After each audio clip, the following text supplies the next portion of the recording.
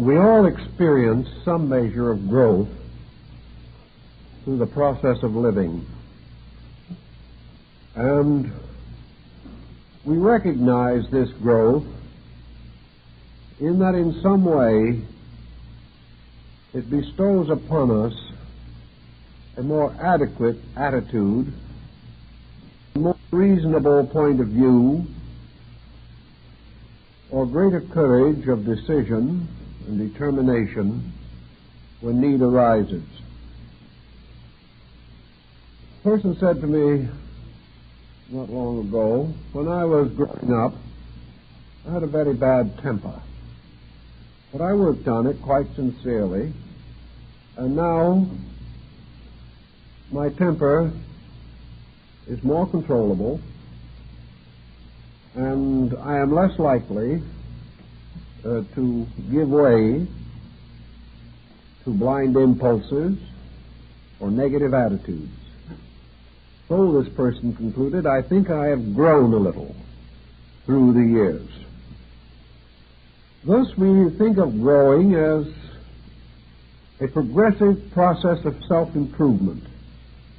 Sometimes we feel that it is thrust upon us, more or less against our wills. Other times we strenuously attempt to cultivate some sense of increasing ability to cope with circumstances. Growth is a word, however, which applied to the inner life of man is rather abstract, confusing, and it is used very loosely to cover a wide variety of processes which we do not really understand. Perhaps the architect has something to offer in this particular phase of our living.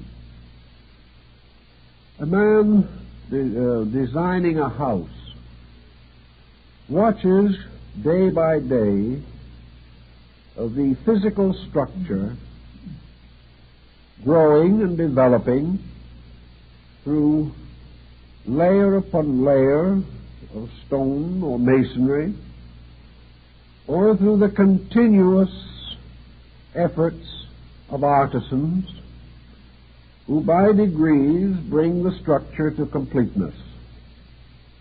This process of bringing things to completeness by naturally and inevitably slow procedures sort of reminds us of the idea of building personal character.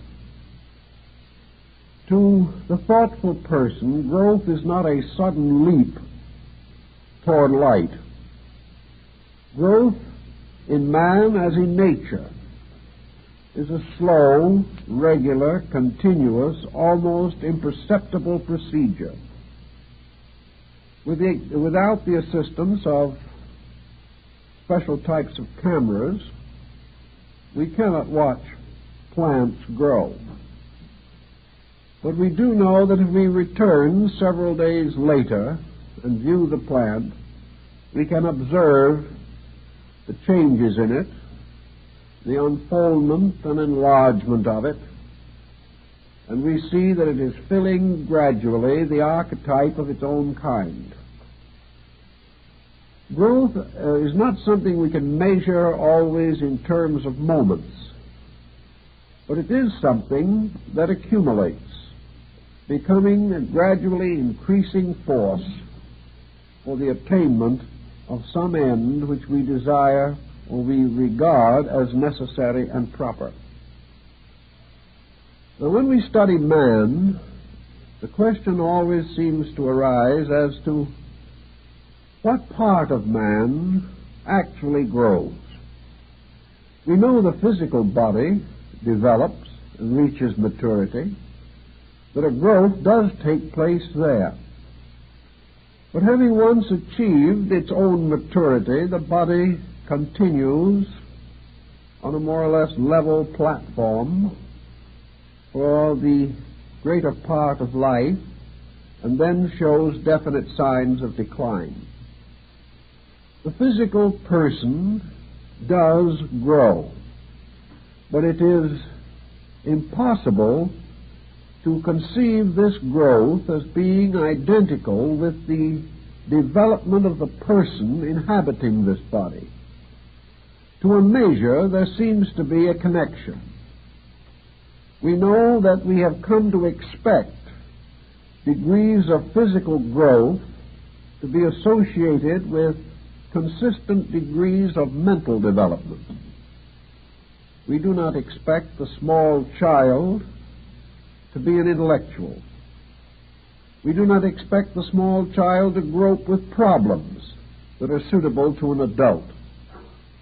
We notice, however, that in the course of schooling, the growing child gains certain familiarity with knowledge and gradually comes into the possession of a group of facts which in turn he can use to extend his own insight beyond these facts themselves into their reasonable implications.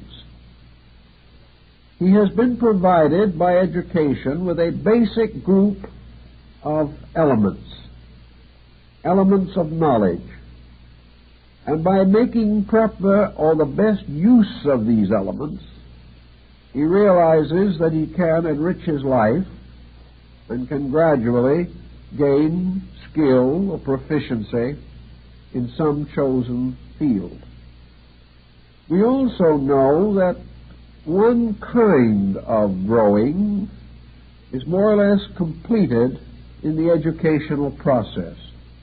By the time the person has graduated from high school or college or whatever the case may be, it is assumed that he has received the primary instruments upon which to build or with which to build a mental life.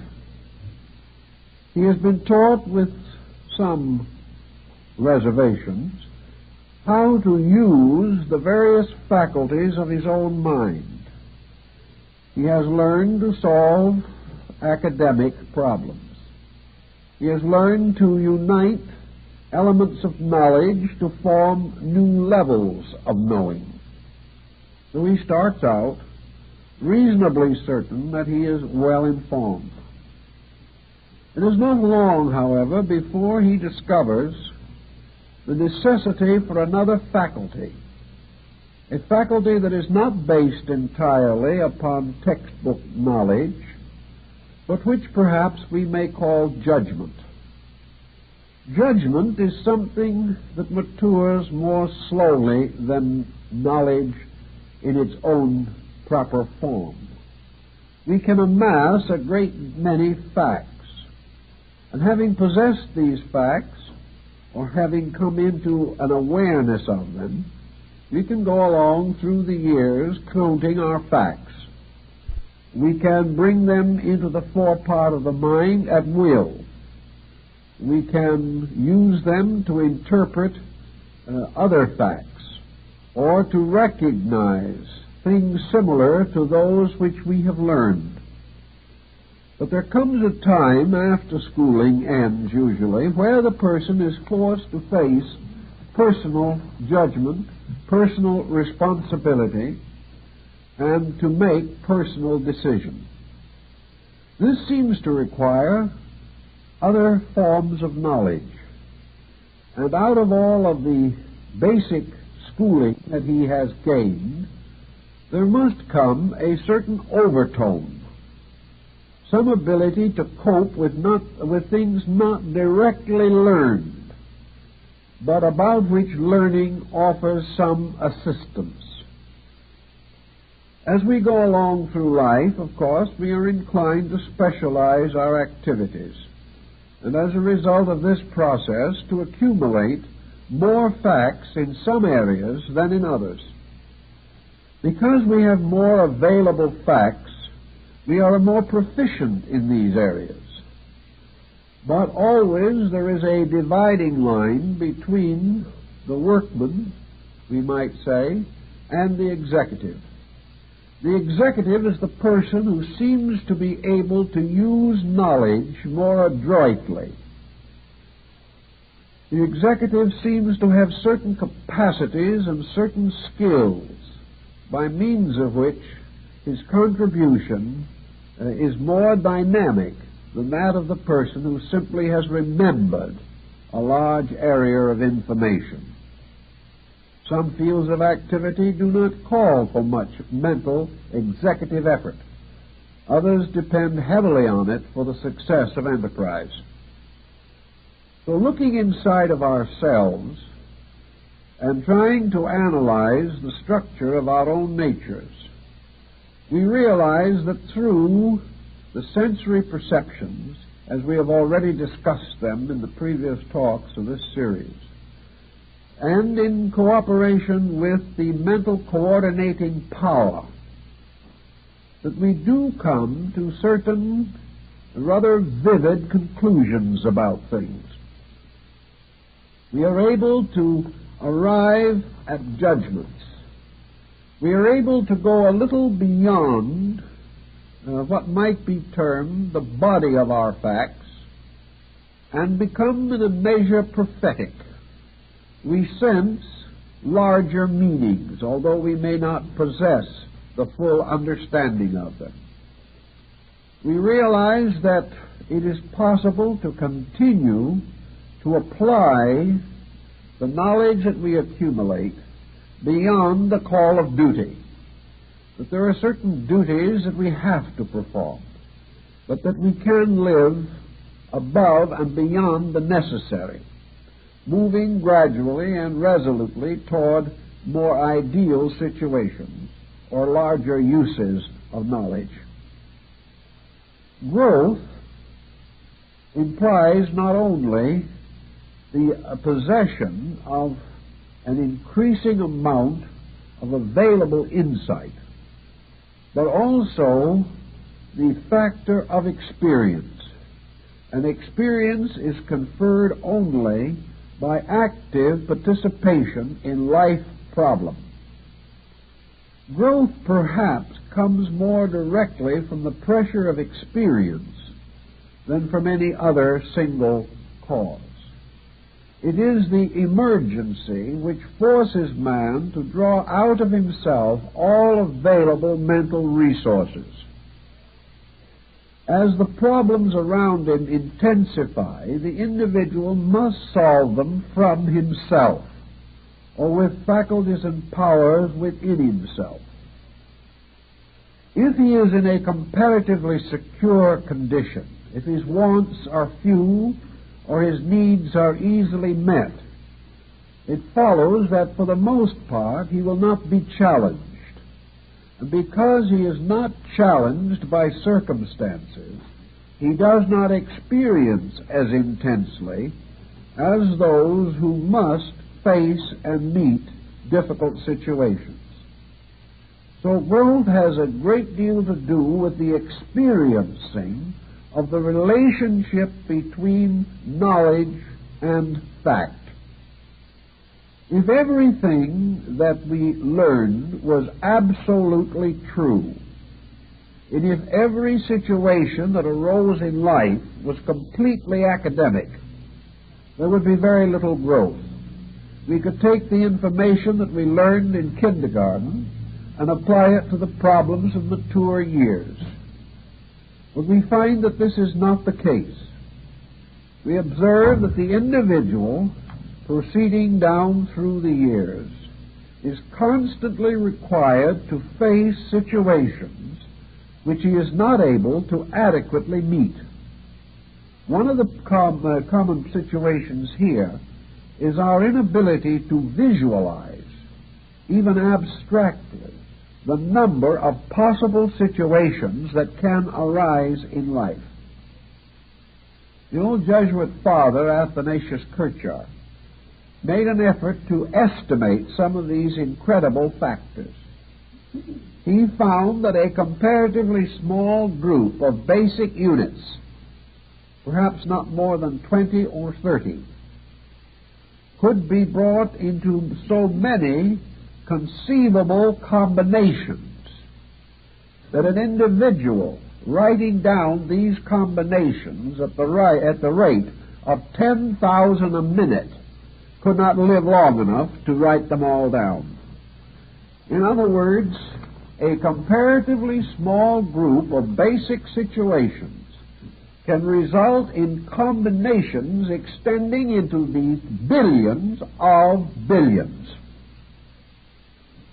This means that in our experience, no two situations will ever be exactly alike.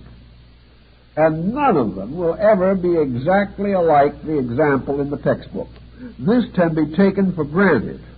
I remember a young doctor who had recently hung out his shingle, and one of his earliest problems was an acute appendicitis. He thought back very, very carefully to his experience in dissection. He also brought out all the books and the charts to make sure that he knew where everything was when he got started. As the operation proceeded, his confusion grew. The appendix was not where it was supposed to be. He discussed it later with another doctor, and the doctor smilingly said, "Think nothing of it. It never is. Whatever you may expect, that it will not be." So the individual, having learned certain broad expectations, finds that from the moment he begins to live, he must apply a certain measure of individual ingenuity to the situations that arise. They are not going to be academic. They are not going to be the probable and the expected. In every combination of factors, there is something that seems to make that combination uniquely difficult. To face this unique difficulty, the person must therefore add to his general knowledge a certain resourcefulness. He must be prepared for emergencies. He must adjust to them. And he must have certain imagination, a power to experience the possibilities of things and be prepared for them. Thus, growing has something to do with the enlarging of the area of the known patterns into which circumstances conform themselves as a result of constant contact with those patterns. This means further that through each experience that occurs, the individual adds something to his basic fund of knowledge. This fund, therefore, grows constantly unless the person closes his mind to growth.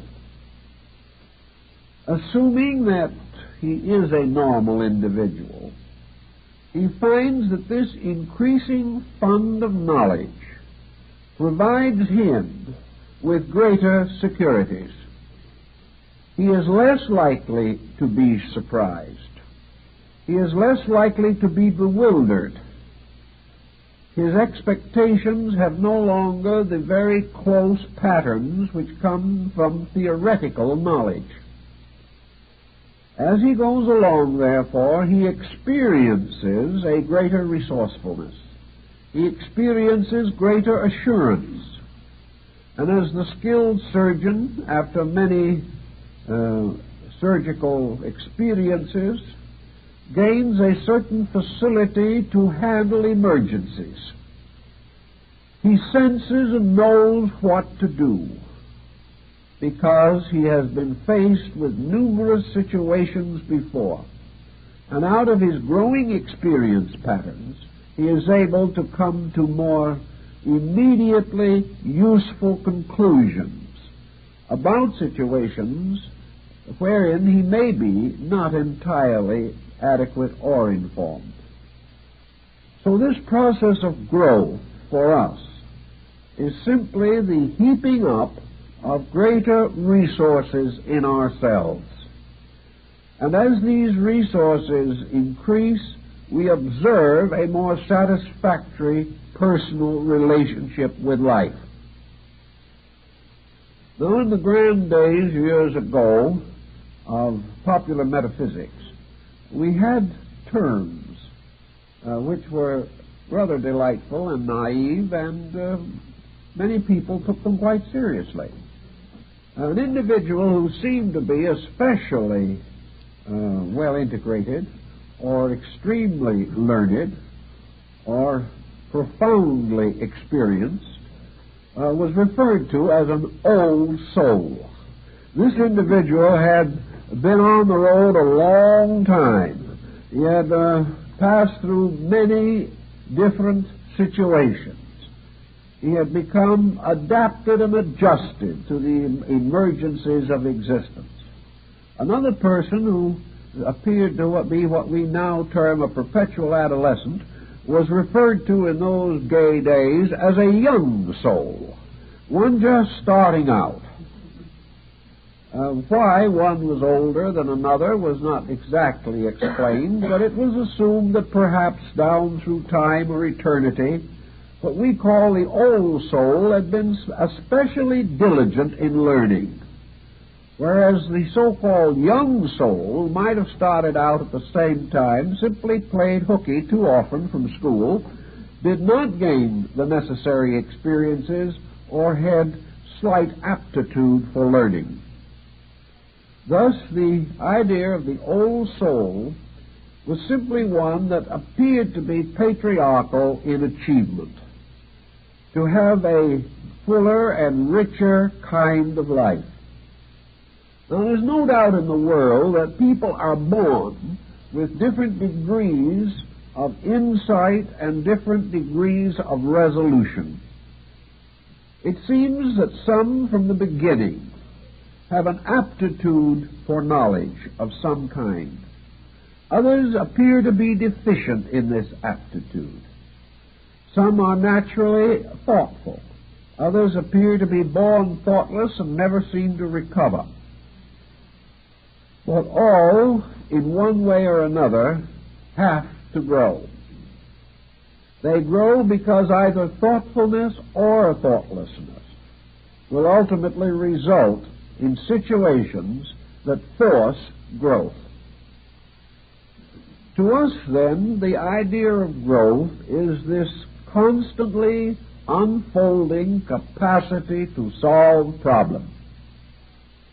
Now, that would be something we would all like to have in large measure at the present time, because there has never been a day that we know of when problems were as numerous or the needs for true knowledge more immediate and acute.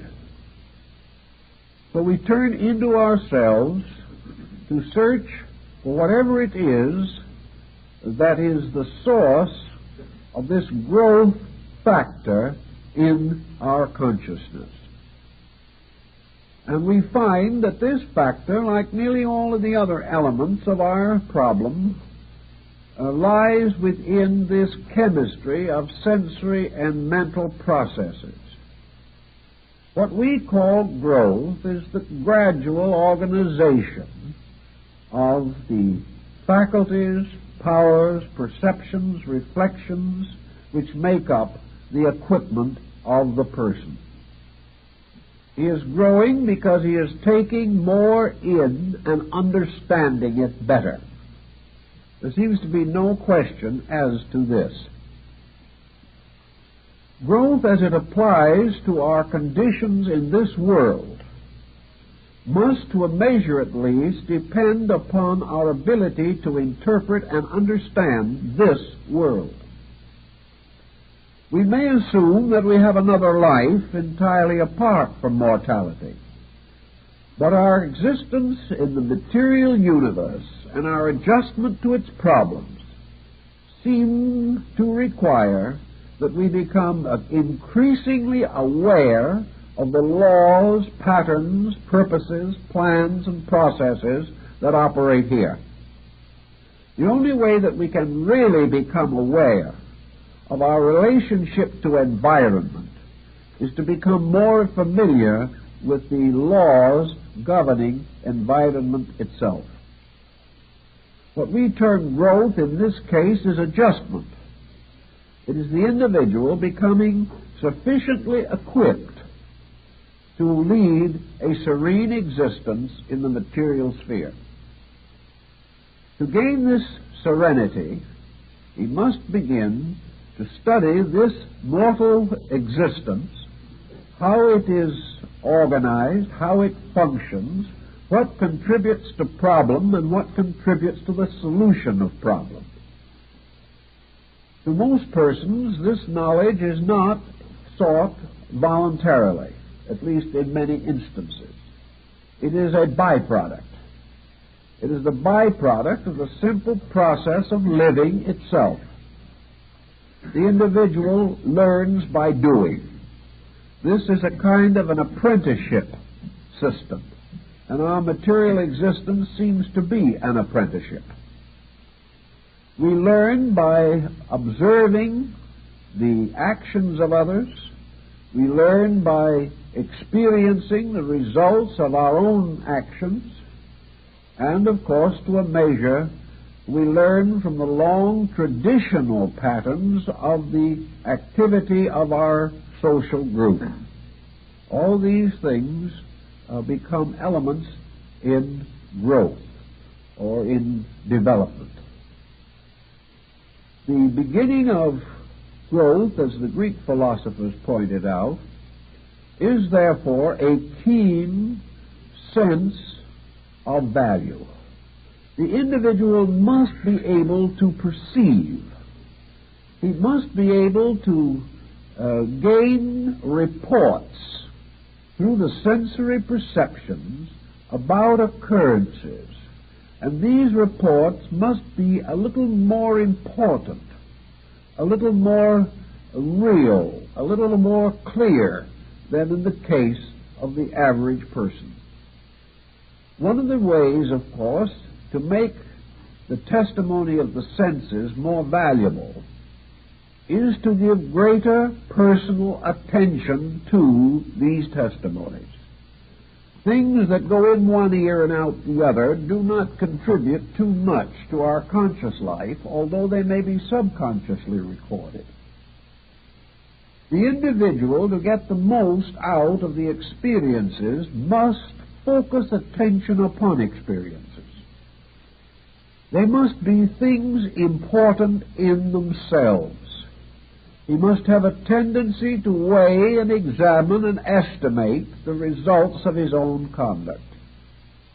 If he is indifferent to his own conduct, if he is unable to perceive any patterns between his actions and their consequences, he is not gaining very much in the form of experience. Experience is not just what happens. Experience is the ability of the individual to interpret what happens. If his interpretation is wrong, the experience does not contribute to his growth directly. Ultimately, however, his mistake will become the basis of a further experience in which the mistake must be corrected. But a person who is prejudiced, highly opinionated, fanatical, or bigoted will not correctly interpret experience. So an immoderate attitude on the one hand and a lack of interest on the other will both reduce the importance of the experience factor. Experience must be accepted with an open mind and must be subjected to the best processes of thought which we are capable of bringing to bear upon it. An experience, therefore, is an open invitation to growth. But this invitation is not forced upon us. We can ignore the experience, we can repeat the mistakes, we can evade the responsibility for our own actions, and thus we can slow down this thing that we call growth. If we are really here to grow, and most philosophies assume that we are, then of course it is important for us to make the most of every opportunity to grow. And we can perhaps find some parallels for these circumstances in other departments of life. A non-artist, looking at a scene in the forest or on the side of a hill, will observe the same general physical forms that an artist will see. The artist, however, if he is going to paint this picture, must have an acute sense of proportion and color. An artist painting a tree will not paint it exactly as a non-artist will see that tree. If you ask the non-artist what color the tree is, he will say it is brown. At least the trunk is brown. But when the artist paints that brown trunk, he may use from 5 to 15 different colors to get that brown. He may paint what looks to us to be a plain gray shadow, but when he paints it, it may be green, violet, it may be brown, it may have deep reds in it, it may have many, many colors that to the untrained eye are not perceived. Yet if the artist is skillful, and he finally completes his painting, and frames it and hangs it on the wall, and the non-artist looks at it, the non-artist will see the tree as he himself saw it. But he will not realize that it required a very deep understanding of color to produce, by means of paint, the very simple shades which appeared to be in the structure of the tree. The artist had a specialized color sense, and he realized how many colors it took to make a tree look brown. Now, in this way, a philosopher or a mystic, looking at life, sees much more than the person who is thoughtless or indifferent or unskilled or ungifted in these areas. As we become more thoughtful, however, and we are sincerely concerned with the processes of self-improvement, we naturally become more attentive to details, also to masses. We begin to study the elements which make up patterns. These are no longer simply colors as we know them on a painter's palette. Lord Bacon called these moral colors the colors of good and evil. And there is a beautiful sense of value there. The discovery of the infinite tonalities of incidents. How we are to take these comparatively simple situations and actually find their meaning. Or if the situations appear to be hopelessly complicated, how we can gradually reduce them to their essential elements. Thus it is true that there will always be in the world some who, looking at the tree, will see nothing of interest. And there will also be a few who, looking at the same tree, will discover it to be a wonder of creation. The attitude has much to do with it. Now, where does the attitude come from? Why are some persons apparently born thoughtful and others born thoughtless? The answer has to be that the individual brings forward into present activities the substance and essence of previous attainment. We are not starting. We are not individuals beginning at this time with a new and complete nature. We are all somewhere midstream in the great process of evolution. And while it is true that the differences in various persons may seem very great, actually these differences are not as tremendous as might first appear. They are differences within a comparatively small pattern of possibilities. But these differences seem to be large, and in the course of life seem to produce very large and often conflicting results. In the general study of mysticism, and I think in a sense are thinking about the Buddhist machine of the sensory perceptions, we do gradually come to realize that the highest testimony of these perceptions will be the ability to perceive the depth of value in things.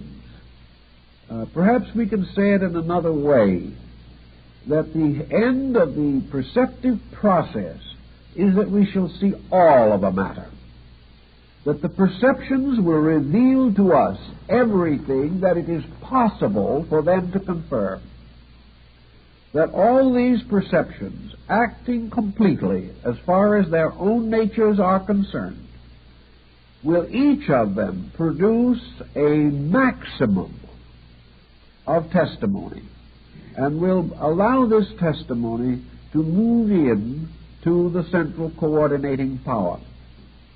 If all of the sensory perceptions are fully developed so that everything which they can know or can discover is conveyed, the coordinator then has the fullest possible means of estimating the situation under consideration.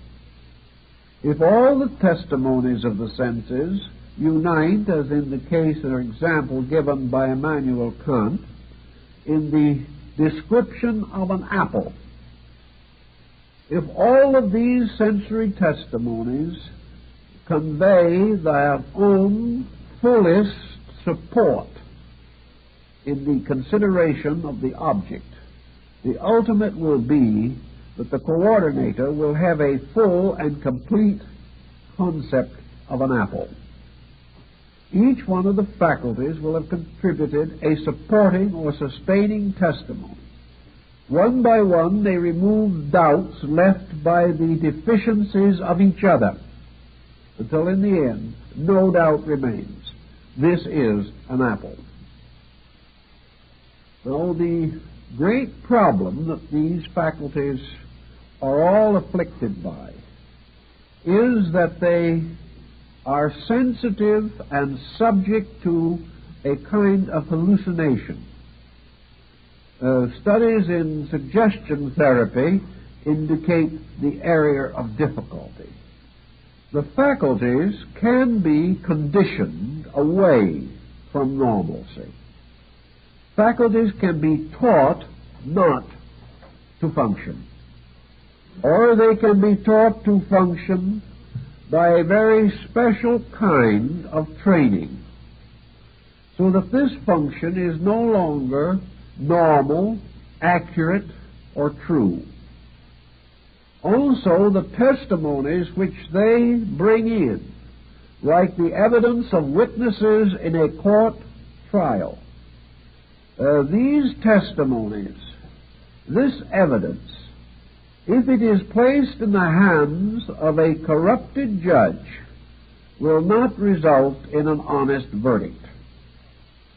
If the mental coordinator is corrupted, if the coordinator is unable to function as it should, the testimonies of the sensory perceptions are distorted and deformed, and the verdict arrived at in the mind will not be right.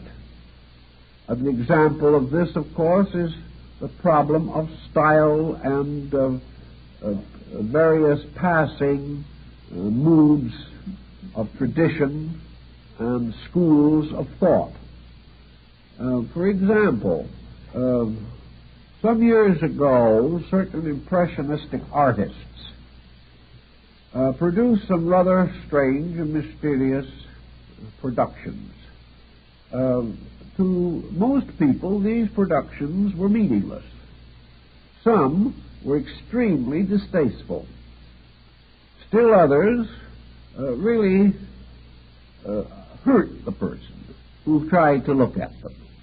And a little trip through the Museum of Modern Art in New York can be a pretty soul-disturbing adventure.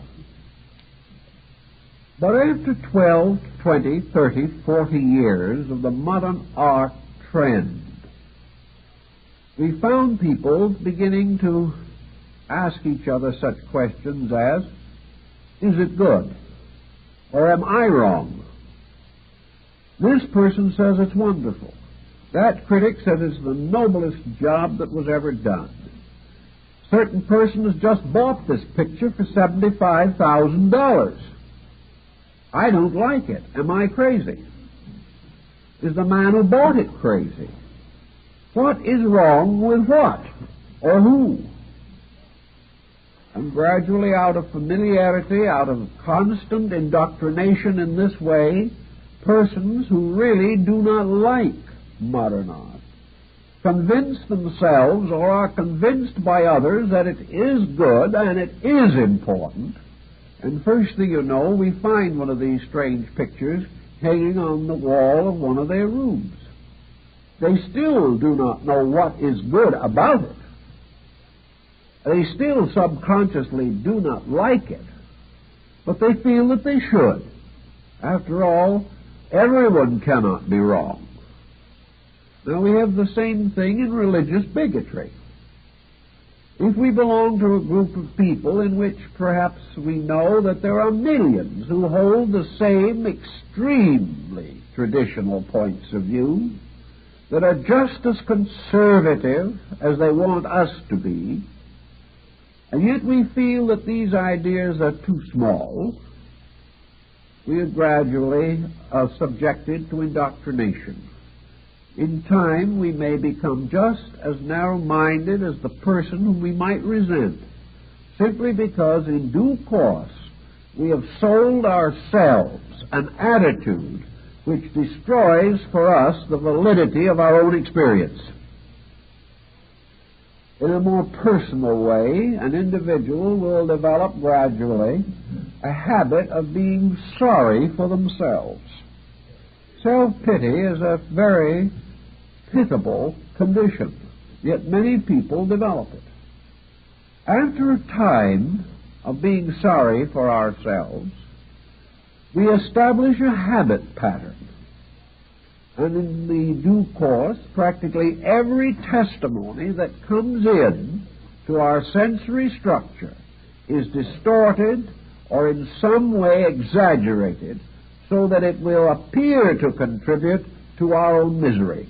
In this way, we can continue to become more and more sorry for ourselves. Experience finally ends as nothing but the final justification that we have been picked out of the universe to be made miserable. Every other factor is lost. Nothing is recorded but that which supports the intensity of our own viewpoint. Now, no one is completely clear of viewpoint. Some have it in larger doses than others.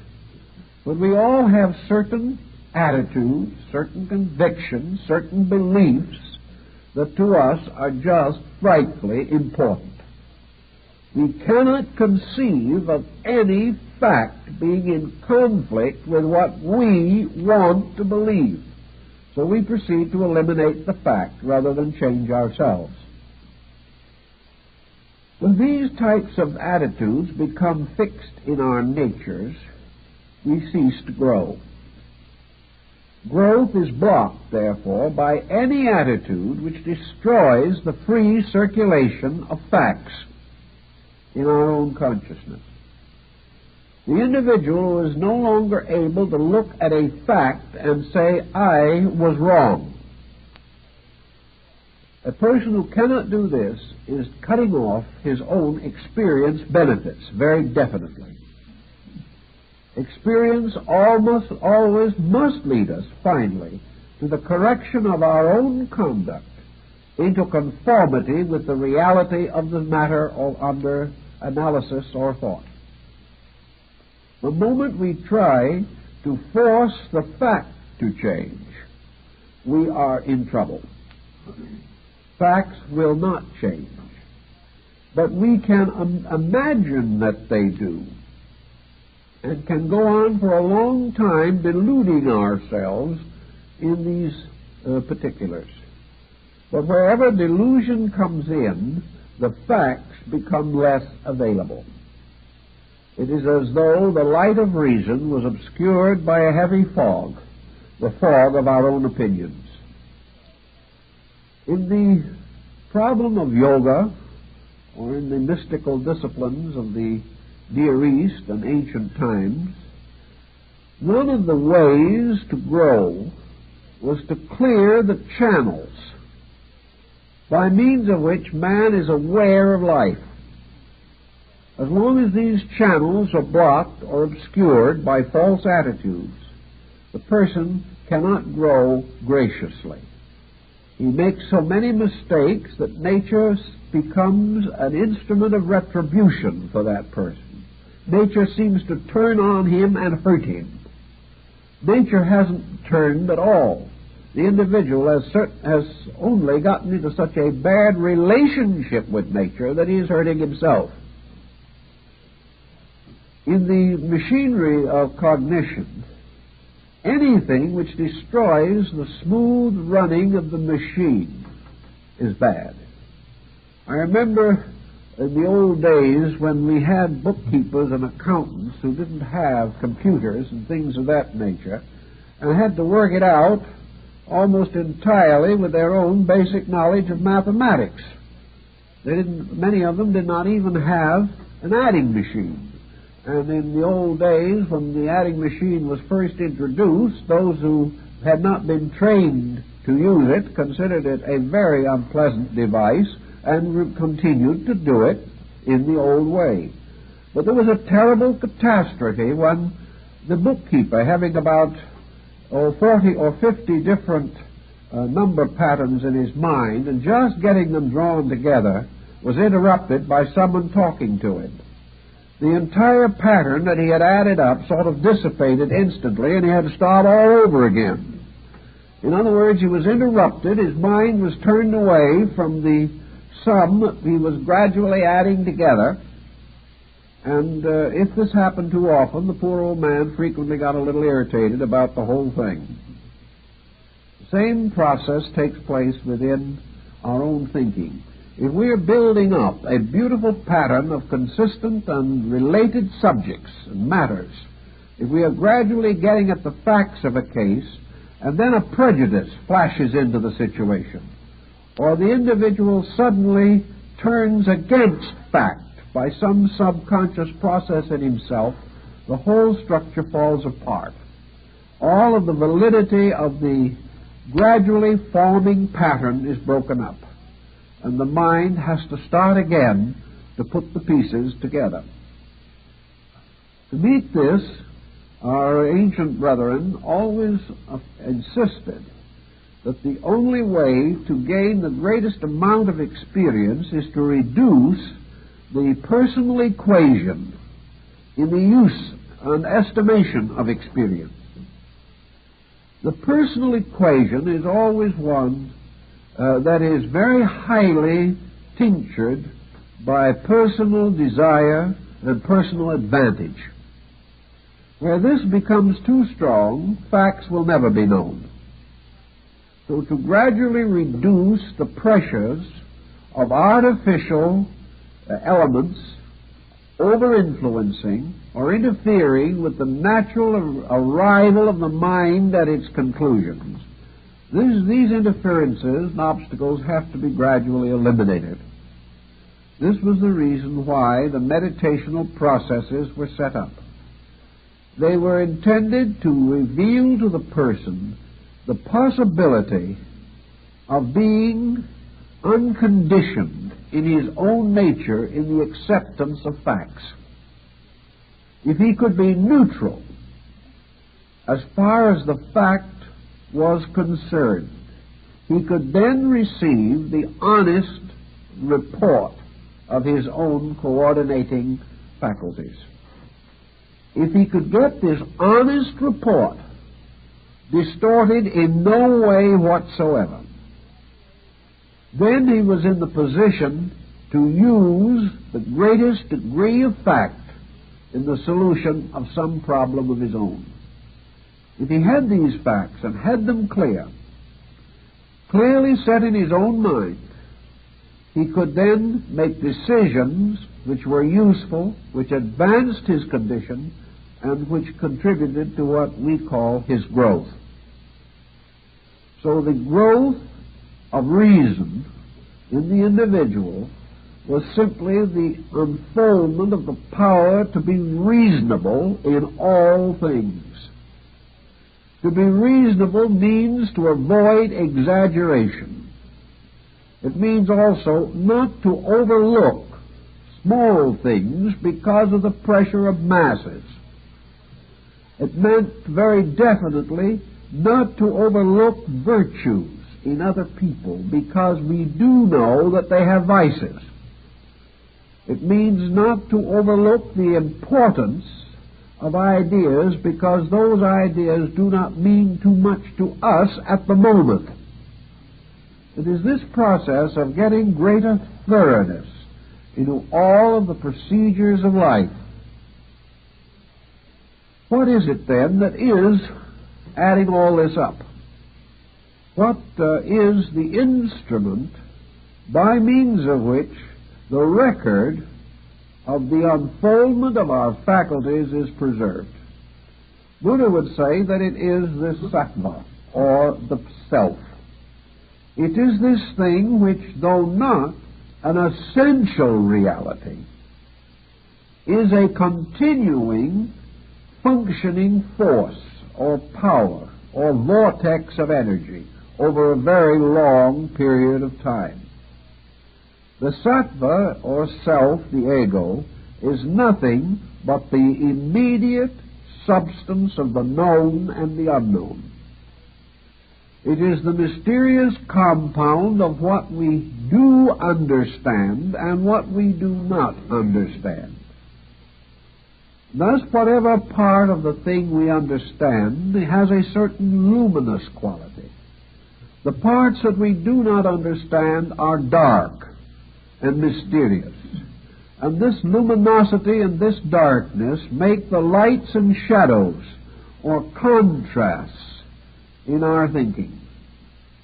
Wherever we are aware, wherever we know the true shapes of things appear, where we do not know, imaginary forms seem to fill in the mysterious gray intervals. The child, who is a little afraid of the hole in the dark, may be frightened at the thought of entering a dark closet.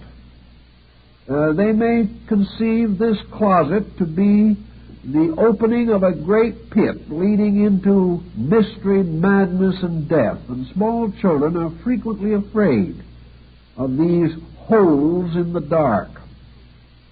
Yet we all have these. For wherever there are areas within ourselves of the unknown, they are the areas of mystery.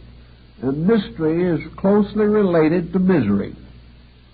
Wherever this darkness has no definition that we can truly see, we are going to imagine definitions. We are going to always populate darkness with danger. We are going to be afraid of it. We are going to be prejudiced against it. And we simply cannot realize or believe that darkness is simply an area of the commonplace upon which the light of fact has not yet been cast. But with light and shadow forever mingling in our activity, the sattva, or the self, is the strange blending of hope, which is of light, fear, which is of darkness, good, which is of light, evil, which is of darkness. Always there will be the danger that we will need some form of knowledge that is not available because it is still in a dark area. The egotist doesn't believe in dark areas. He believes that whatever he does see is all light. And because he is over-convinced of his own knowledge, he falls easily prey to his ignorance. He is therefore the easiest of all persons to deceive and exploit. Actually, the personality, the ego, is this mysterious alchemical mixture of the known and the unknown. And whatever elements are composing this, each of these elements also has its known and its unknown factors. Even to the greatest mathematician, there are facts of mathematics still dark. Even to the merest child beginning to reach out into the mystery of material existence, there are still small areas of light. Nothing is completely light, nothing completely dark. No science has exhausted all its mystery. No art has perfected all its works. In everything, there is a light in the midst of darkness. There are the areas of the known against the vast areas of the unknown. And in man's experience, that which he has experienced is light. That which he has not experienced is darkness. And his ego is composed of the fusion of these two, the strange marbleized pattern of light and dark, this wonderful mosaic of alternate colored stones. And everywhere, at every time in life, the decisions that we make, the attitudes that we hold, the conclusions that we reach, are in perfect conformity to these areas of light and darkness within ourselves. Where there is darkness within ourselves, there can be no certainty in our decision. Where there is light within ourselves, there is a measure of certainty. But in experience itself, we realize that all certainties finally vanish again into uncertainties, and that no matter how much man knows, he is forever surrounded by a sea or area of the unknown, which is vaster than any possible achievement or attainment which man himself can hope to achieve. Yet by the very circumstance of nature, man is not required to have light beyond those problems with which he is concerned. He is not expected to function in a universe for which he has no faculties of adjustment. Thus, for him, light and darkness are comparatively simple factors.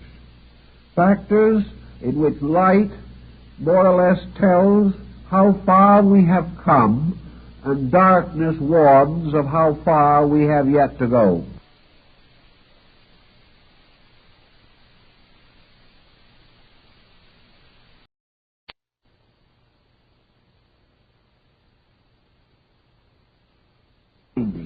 We will always ultimately come to the point where darkness sets in.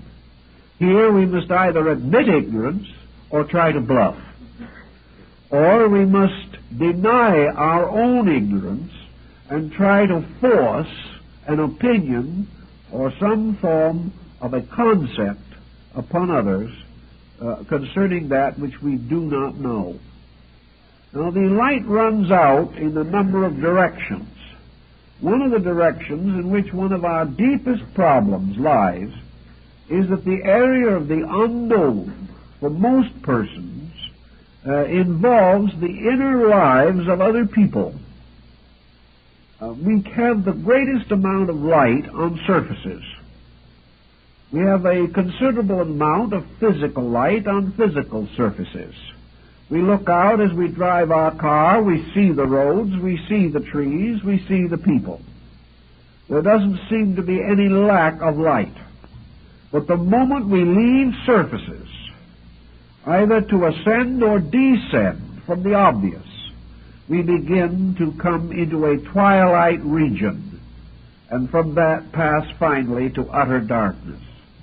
When we try to understand other people, we realize that what we call understanding them is nothing more than bestowing our own attributes upon these other people. We interpret them only in terms of ourselves. They interpret us only in terms of their own natures. So as far as the facts are concerned, the inside, the inner part of everything is dark. Sometimes it's a little darker than at other times, but there is always a gray shadow there somewhere. The inside of ourselves is dark. We have no real ability to declare with absolute certainty the experience of our own inner life. We live upon a surface, and onto this surface seems to float upward a great deal of subjective material, but we do not know just where it comes from or how it reaches the surface. The depths of ourselves, the depths of other things are strangely dark. The difference between a light area and a dark area for man is also one other thing. In light areas, we have light because we have experienced. Perhaps not now, but sometime. Always where there is light, it means that whatever that light pertains to, we have done.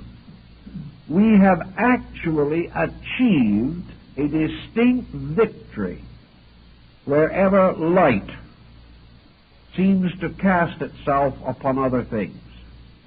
If we see a thing correctly, it is because we have truly experienced the fact of that thing. Darkness is always an area of non-experienced existence. It means that in that particular area we can only depend upon the opinions of others, hearsay, belief, tradition, or at best, second-hand experience transmitted from others. The second-hand experience may cause a certain pre-dawn to break a little. We may see a little gray shadow where the darkness was before, and it looks as though a little light was there. But until we have actually experienced it ourselves, there can be no true light. For this light cannot be reflected from the consciousness of other people. Each person, in his search for light, must light the outside from the inside. There is no escape from this absolute necessity. To grow is then to be able to increase the areas of light. To grow is to gradually take the shadows away from dark areas.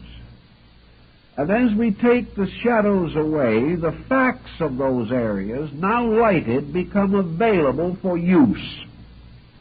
The more of these lighted areas exist, the more certainties we have. Let us take an anthropological point of view for a moment. Our remote ancestors had mostly darkness and very little light. They feared everything. They feared physical darkness. They feared a clump of trees a few hundred feet from the cave where they lived. They feared every animal, every creature. They feared the sky and the winds and the lightning and the thunder. And they bestowed upon practically every energy of nature the power to hurt them. These persons were therefore forced to exist in a vast world of fears. For wherever there is no light, there is much fear. Down through time, this very process of growing has gradually reduced these fear factors. We no longer regard the thunders as the voices of angry gods. We no longer think of lightning as something aimed at us because we have broken some taboo or have failed to make proper offerings on the altars of demons. We no longer regard everything around us as fearful. Little by little, we have come to understand some of the elements of our own existence. Wherever we have understood, light has come, and on this understanding we have built progress. And this progress is a collective form of growth. But where from the beginning to now the dark areas have never been cleared, in these areas we still have primordial fears. We still find that when we let down the surface courage arising from mutual support, we do experience some of the old atavistic terrors that burdened our forebears. Many people are still intensely superstitious. Many are still convinced of the presence of great evil forces moving behind the mistakes of mankind. We haven't yet learned that these evils are really a combination of darkness and our own inability to find the light of solution to problems. Thus, the whole situation at any moment in our lives is that we have certain availabilities and certain lack of availability. And if this was clear to us at every moment, it would be very wonderful. If we could see all the things we really think we know with little rings of light around them, and all the little things that we don't think we know with little rings of darkness around them, so the mind could say, this I know and this I do not know, it is obvious, it would be quite simple. By now we would have been out conquering practically every weakness of our own natures. If even a little bell rang when things were wrong, it would cause a great deal of happiness for all concerned, and also an awful lot of bell ringing. But at the same time, it would be useful. But here is our difficulty. Wherever there is a hole in our insight, wherever knowledge ceases, wherever the light of our experience fails, the dark part is invisible. The dark part is not something that you can measure in the same way that you seem to be able to measure light. When you say an individual is rather brilliant, that he has a marvelous ability to meet situations, you're talking about the light side of him. But when you ask someone, what is it that this person does not know? That's very hard to answer. You have a suspicion, it's a long list, but you don't know where it begins or how. When you say to yourself, where do my own certainties end and my own uncertainties begin? This takes a great deal of thought, because the certainties and the notions and the opinions form such a surfacing that we are not aware of the vacant areas in our own insight. They simply do not testify at all, so we do not know they exist. The only way we find out they exist is when we make a very stupid blunder of some kind and wonder how we did it. How could we have missed this entire area of probabilities? It is only under such a condition as that we suddenly become aware of these blind spots in our reason. Otherwise, it just looks as though the light is always there and always abundant, so we keep on living by the light part and allowing the dark part to pass unnoticed. But there's too much dark there. We cannot actually make an adequate adjustment. We cannot be in the presence of so much that we do not know and still at the same time make a good job of living. One way in which we can, of course, come to some conclusions about this subject, at least academically, is to try to list the things that we know, the things that we do not know. It would be quite obvious that the average man probably does not know how to bake a good cake. He has never tried. On the other hand, some of the greatest bakers that have ever lived have been men, so that the problem doesn't present any insurmountable obstacle. But a person will say with some frankness, I don't know how to do this. I've never done it. Now this is fine as far as it goes, but do we carry this sense of honesty deeply enough? Do we look at a person and say, I do not know how to judge you? Usually we do not. Usually we depend on the light part of our understanding, ignore the dark part, and come to a prejudiced opinion. So this dark area is always a potential area of prejudice. It is always an area in which our opinions, our attitudes, our beliefs are not valuable. And most people cannot live with the idea that they have any ideas, attitudes, or beliefs that are not valuable. We assume that they are all right. And we try to force ourselves beyond the point where our abilities actually will sustain true progress. The answer always is not that you can overcome all this ignorance immediately. No one can. There are many things to be known in this world that man will not be able to know for a very long time. But there is a wonderful strength not only in knowing what you know, but also in knowing that you do not know. This brings with it a certain caution. This causes us to reconsider and to perhaps try a little harder to arrive at a better conclusion. If we are perfectly willing to withhold finality of judgment, perhaps the Scripture was very wise when it pointed out that vengeance belongs to the Lord, and that God will repay, because God alone, apparently, or the principle of universal consciousness which we associate with God, is, at least theoretically, the only consciousness that knows everything. Man does not. Man's knowledge is in the constant process of enlargement, and this enlargement is his growth. Growth must begin by the recognition of what we know, where we are in knowledge, and also the full recognition of that which we do not know. And because the fact that we do not know is the larger equation in most instances, we have to proceed rather cautiously. Knowledge must be extended from foundations established in consciousness. We cannot plunge into some vast abstraction far from the shores of certainty.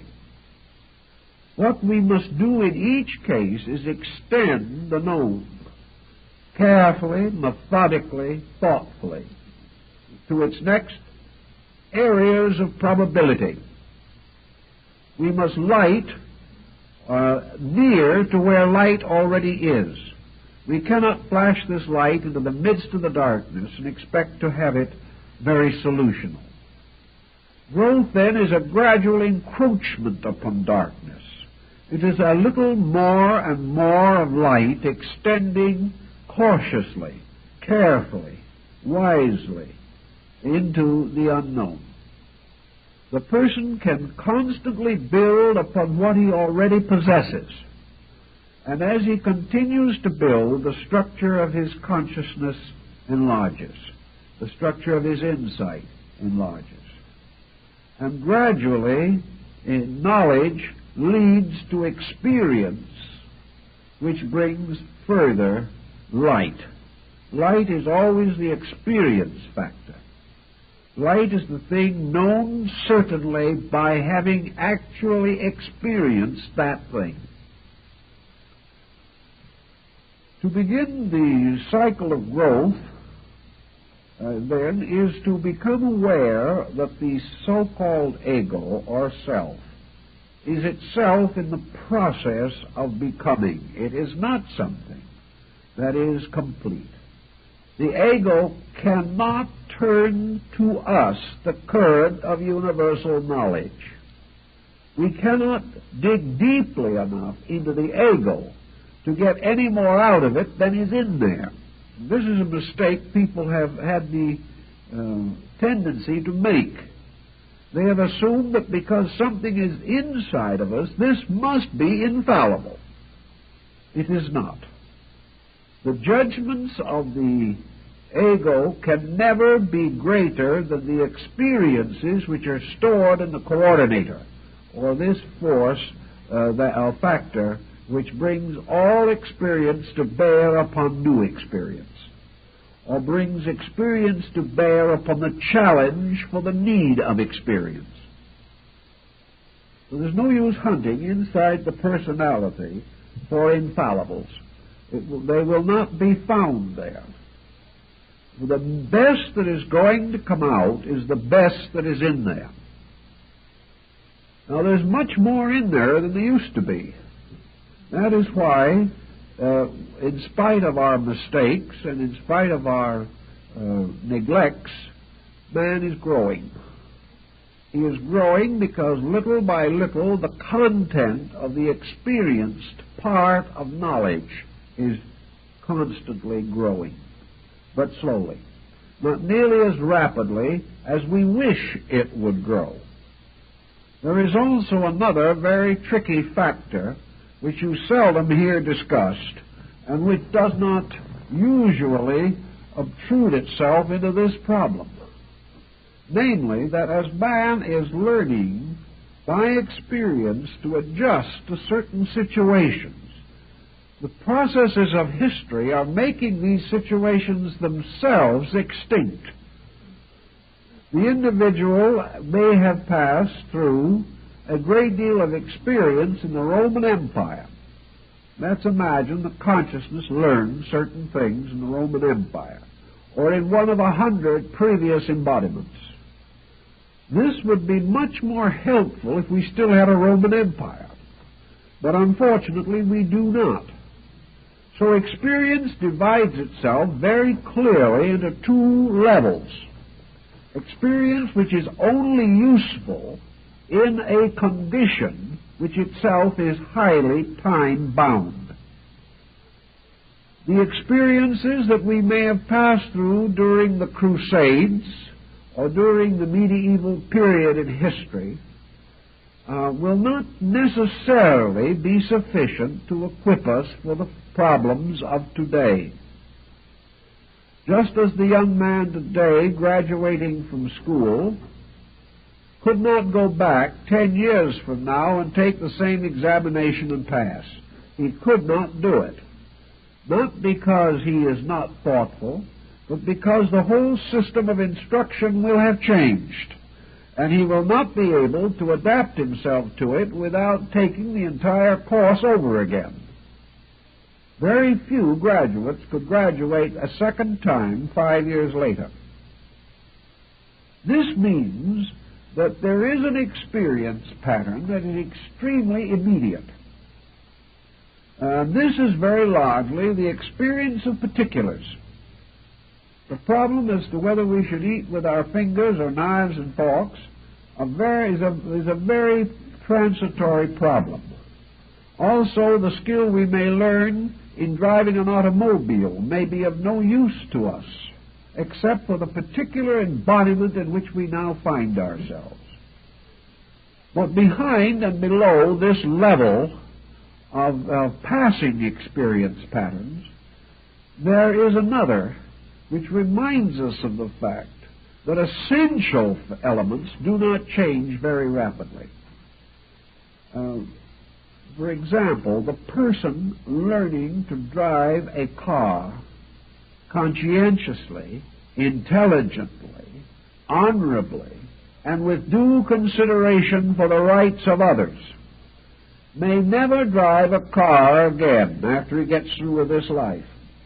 But his due consideration and his conscientiousness and his thoughtfulness and his prudence will be useful forever. Thus, we cannot tie these achievements entirely to an incident or to a level. For true growth is always a growth of principles. And this is why so much of modern education is wasted. Because unless principles are given, the individual learns things which have no permanent utility. The person who learns to keep the police code may be a criminal himself 2 years from now because the code will change. But the individual who recognizes the basic rights of man around which all codes are built will be honorable under the Roman Empire or under any other system that ever comes into existence. If his own integrity is right, he is growing. And in this process of growing, he is building a character which will serve him better wherever he is as a person. The real reason behind growth is always the maturing of the power of the individual to keep the rules of existence. Now, among the most shadowy areas of our personality, all those areas, there is that general area which has to do with principles. We have great difficulty in understanding the more abstract phases of universal law. Certain laws we can see and work with. We recognize the law of gravity. We recognize that water has a tendency to flow downhill and things of this nature. But when it comes to the moral laws of life, we're not sure of them at all. And when it comes to the great question of what the universe expects and demands of us, there is really very little uniformity of opinion. These great areas of principles, what is truth, what is beauty, what is love, these great thoughts generally catch us in dark areas. We do not know how to cope with them. When we think of love, we can only think of human affection. It is very difficult for us to conceive of a universal affection. When we think of beauty, we think of it in terms of what we like now. We have no real understanding of its deeper significance. We are subject, therefore, to shifting standards in all these things. When we ask ourselves, what does the universe want me to do next? We are in an area where there is not too much light generally available. A little, perhaps, a little more than we admit sometimes, because we're not always very anxious to do what the universe wants to be done next. It may interfere with what we want to do next. But if it does interfere, and we permit our own purposes to overshadow universal purposes, we're not going to grow directly. We're going to grow the hard way, through having broken faith with the rules of the game. But let's say for the moment that we really want to grow, and we want to do what is next. We want to do what is best for all concerned. We would like not to evade anything. We would like to head into that experience which will most enrich us and will most help us to grow. All philosophy agrees that to make this decision, the first requirement is that we become impersonal. We cannot serve God and Caesar successfully at the same time. Caesar, in this case, being ourselves. We cannot do exactly what we want to do and still be uniquely attentive to the universal plan of things. We're not that far advanced that our own desires will always conform with universal good. This is too much to ask. So the decision must be that before we can decide what is good, we must be willing to accept the decision and do that which is indicated.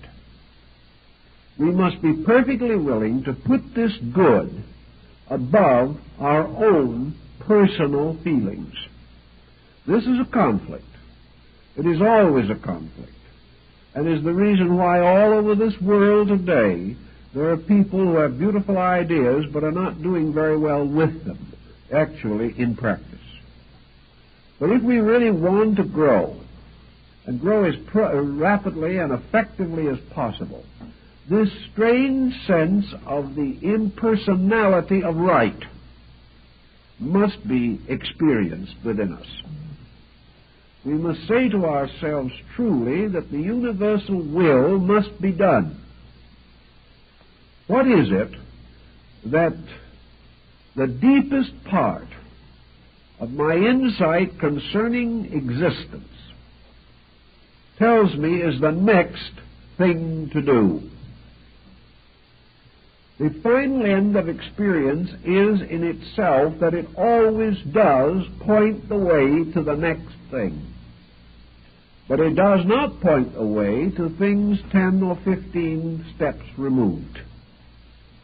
Experience almost always tells us why we are right or why we are wrong. But we are not too attentive. So we can say that if the person will place that which is right and that which is necessary and that which is good above his own personal desires, he has a very good chance of being able to estimate the next thing for himself. In a broad, general manner, one thing we can nearly always point out as a formula. Not always, but it is an overwhelmingly common formula. And that is, if it's hard and you don't like it, it's next. Now this is practically Scripture. If it is the thing you say, Lord, deliver me from, that is probably what you should be working on. If it is next to impossible, it is next. Most folks would rather do the things which are easy. This means they would rather repeat previous experience. If they've gotten so good at it for the last 50,000 years that it just practically is automatic, then they're willing to make a supreme effort and do exactly what they intended to. But if it's difficult, if it means that the person has to make some unique and rather unpleasant effort, in the general thought that all effort is unpleasant, if the person finds that it is not the thing that a lazy man can do, if it is not a continuance of the existing pattern, then probably it is high time to do something about it. Another good rule is, if something is hurting you, your next problem is to find out why.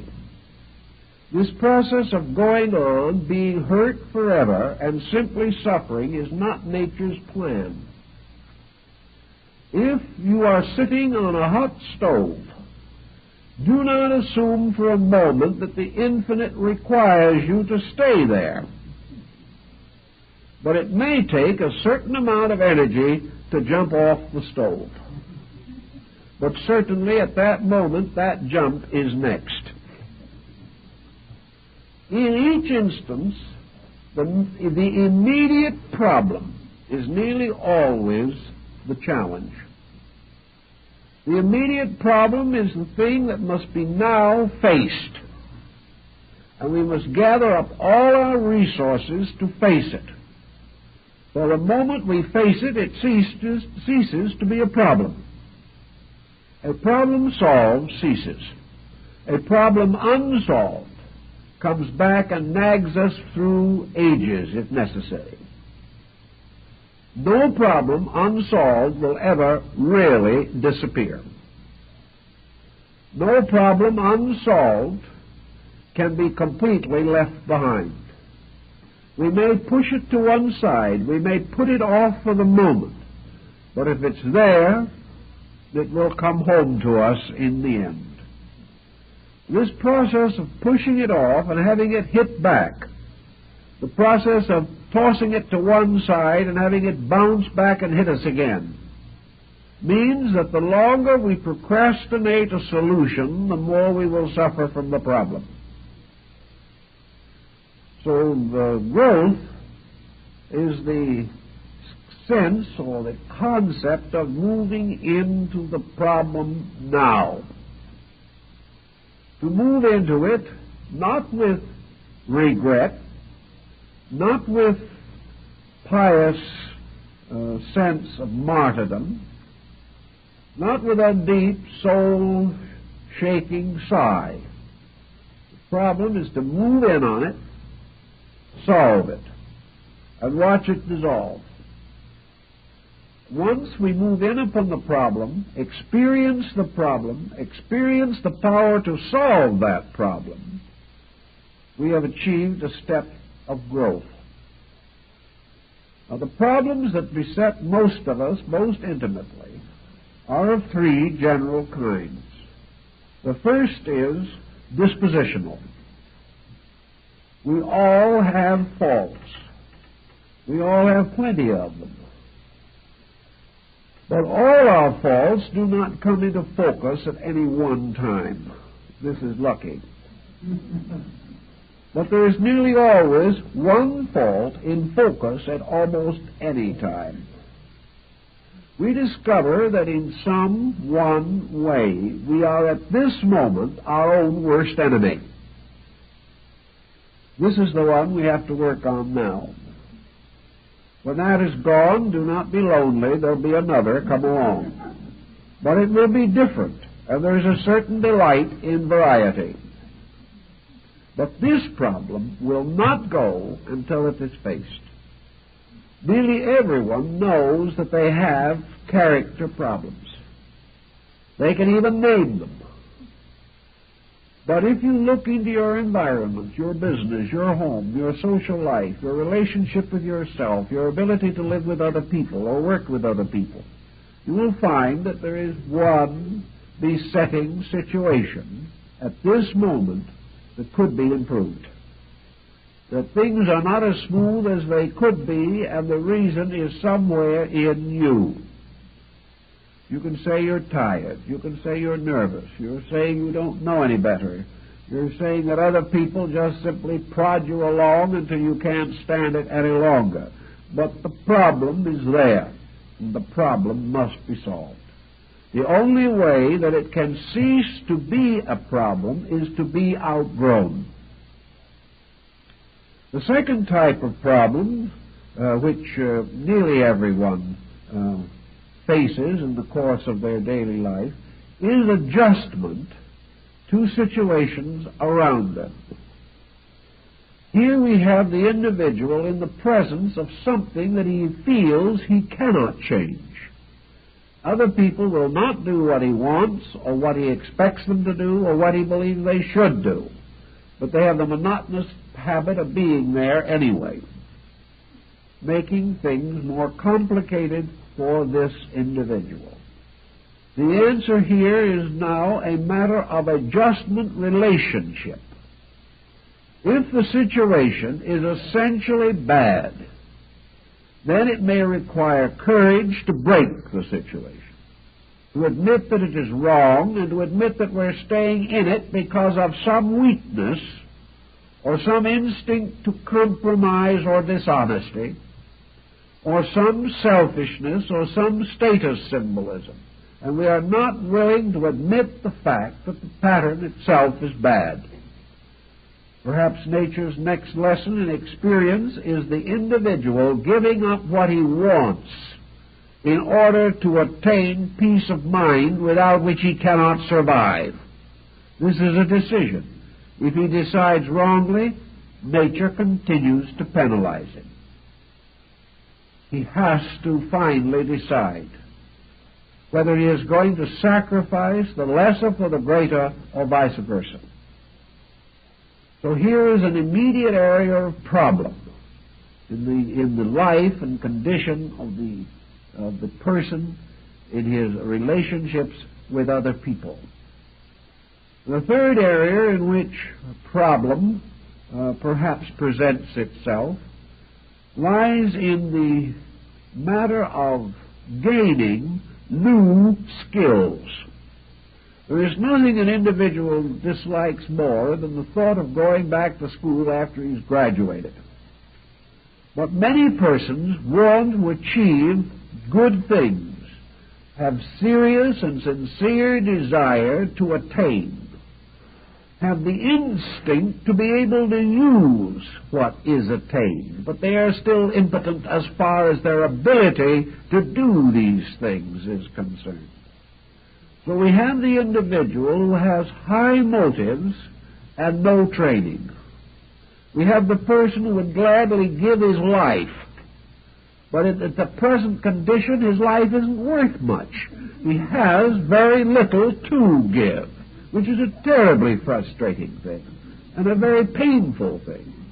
A few break through this by tremendous resolution, but the majority are completely defeated by it.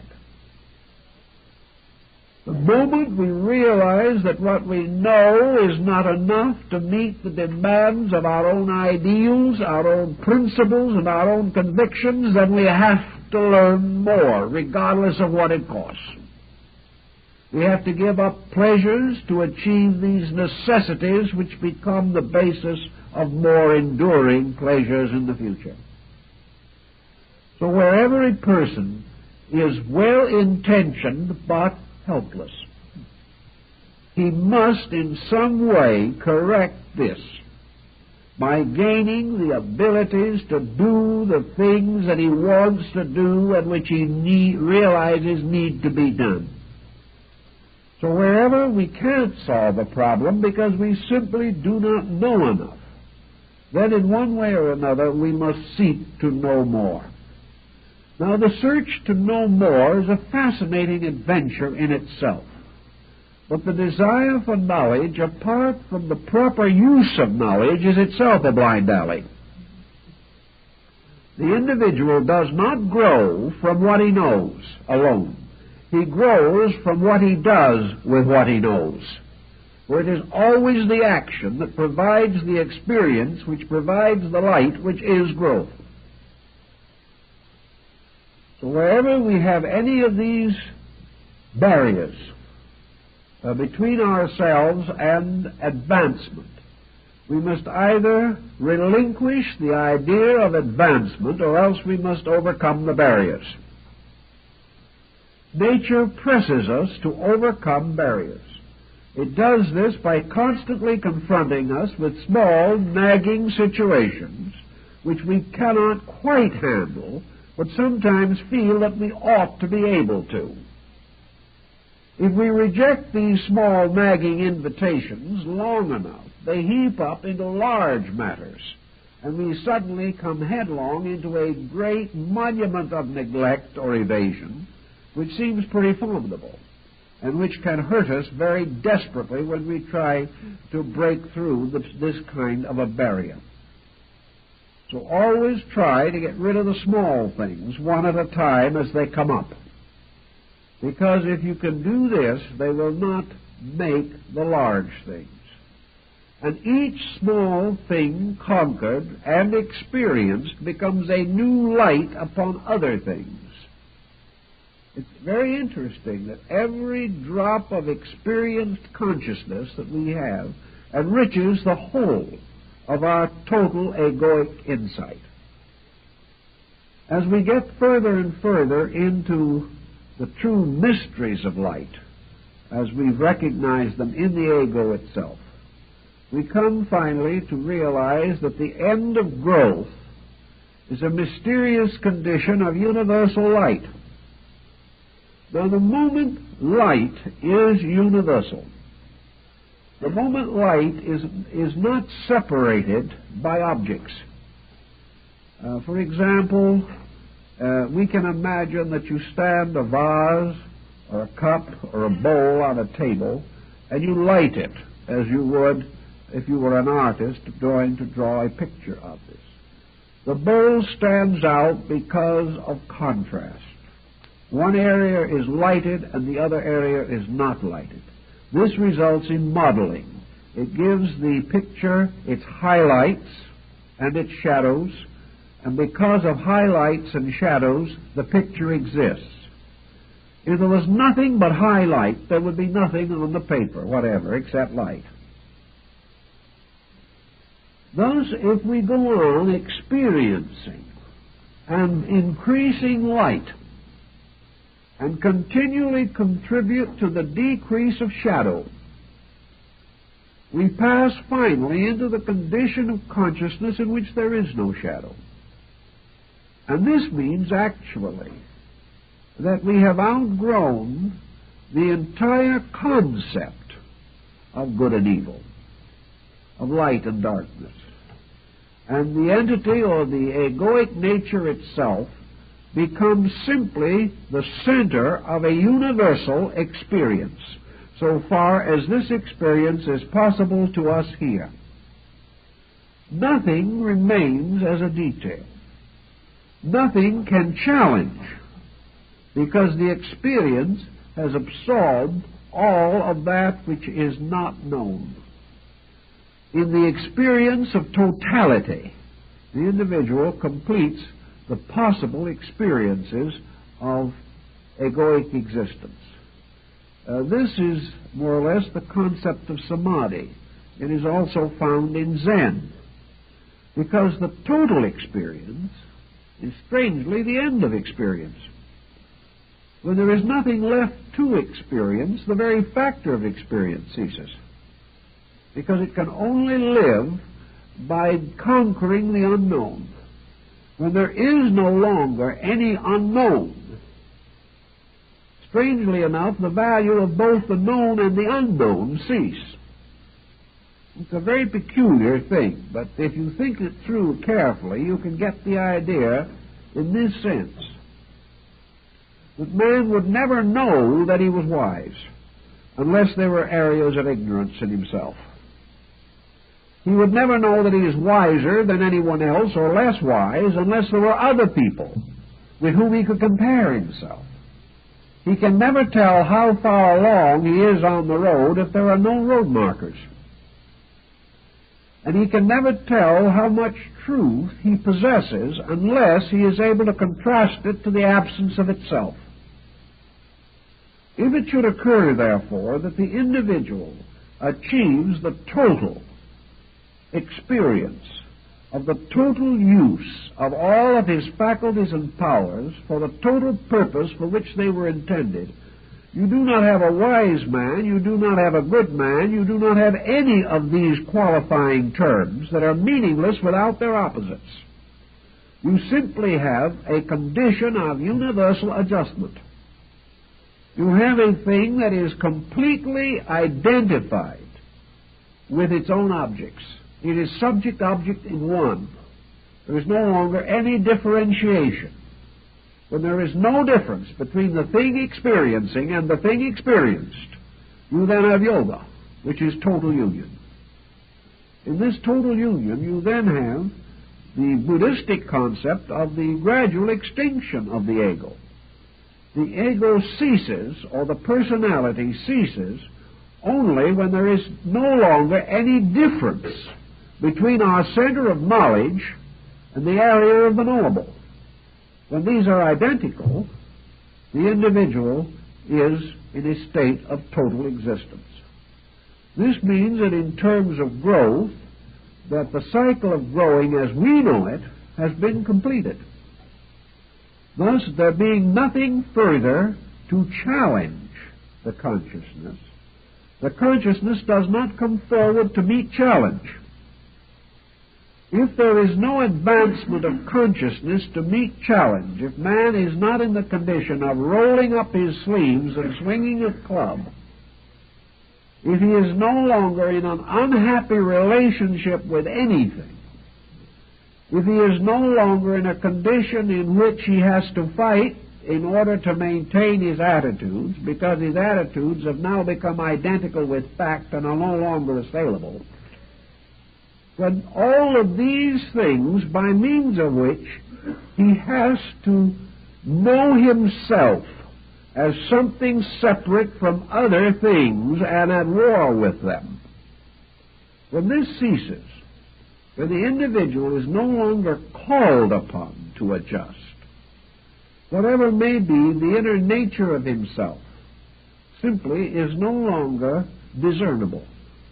For we know ourselves only by what we do, and largely by our mistakes. What we do is only action in the terms of the conquest of the unknown in some form. We do one thing in order to survive. We do another thing in order to have housing. We do something else in order to be competitive with our neighbor. But when all of these values have been exhausted, then all of the pressures which normally come to the surface and by which we come to know ourselves as persons no longer come to the surface because they are no longer challenged. The individual then, in the terms of Buddhism, experiences the identification of himself with totality. He feels no need anymore to be a person, because he realizes that a person is only a conditioned existence, and that the thing he has been trying to outgrow from the beginning was conditioned existence. And if he ever succeeds, if he finally attains his end, then the last thing he must outgrow is his own existence. Now, it would seem as though this is a nihilistic point, that by outgrowing his own existence, he simply ceases. But this is not actually true at all, because this adjustment to the pressure of situations or conditions is only a temporary relationship at best. The ego, as the experiencing thing, cannot be the true person. It cannot be the actual reality. Because if this actual reality has an existence, it has to have a total adjustment at all times. The personality, therefore, cannot be the true being. Nor can the personality discover the nature of the true being while it is conditioned by its own need for particular experience. So the end of the situation lies in the total elimination of the personality as a mask, a persona, an instrument. And that which is left when the personality no longer rises to meet the challenge of experience and is therefore no longer to be distinguished, it cannot be invoked by circumstances, but remains or becomes absolutely quiescent, going to sleep because it is finished. In this particular moment, the entire pattern of existence has to shift from the negative to the positive. The creature which has existed only because it was wrong must finally give way to the creature that can only exist because it is right. And this is not the way we live. We are not the creature that can only exist because it is right. Therefore, this is another kind of creature. This is a kind of creature we cannot know, because our own experience is not touched by it. But somewhere at the root of existence, at the root of our existence, beyond the individual always trying to get out of trouble, there must be the being that has never been in trouble. The creature that is moving positively rather than negatively. And Buddhism takes the attitude that when we come to the final extinction of this thing which we call the personality in the process of growth, what we are actually doing is moving from a negative to a positive side of our own complete being. In other words, we are the shadow. The shadow of light is our own personal being. The light is a reality, the darkness is the personality. Wherever light and shadow mingle, light stands for the reality that never changes, and darkness for the personality which in itself can never actually experience light. It can sense light, it can experience growth, but it cannot experience the true essence of truth. As we go along then, and there is more and more light and less darkness, there is more and more universality and less personality. And the time has to come when the individual simply changes his polarization. Whatever there is beyond this is a positive growth, a growth by means of true knowing, a growth in which the individual moves toward those ends which are real, instead of constantly moving away from those ends which are not real. So in the very core of this thing, there is this switch about, in which, as to the personality by evolution has exhausted its ignorance, that which remains is the beginning of the reality, which then positively unfolds into light. As a plant growing must first dig its roots deep where they are not seen, it seems that the individual in unfolding has to first of all put its taproot deep into the illusion of darkness, and then only after it has subjectively built its dark rootage can it then gradually raise itself into the light and come forth. There is a point in man's evolution when there is this transference, when growth, as this long, difficult process toward attainment, achieves its end and dies in the process. The entire process of man as a person ceases in the fulfillment of itself, and in its place comes the experience of man as a total divine being. And this divine being is not ignorant, is not searching ways out of pain, but is established forever in insight by its own nature, and thus becomes not an involuntary creature growing, but a voluntary being unfolding according to true insight of purpose. Therefore, the negative personality growing up ceases when error ceases. But when error ceases, reality begins. And a being that we do not know, inhabiting a region we cannot fully comprehend, then takes over. And growth becomes merely the unfoldment of the true flower in the eternal light of truth. The bodhisattva state is represented by the lotus. And this lotus opens its petals to light, without resistance, without fear, without burden, without pain. And that which has finally outgrown its humanity comes to experience the dawn of its universal or divine existence.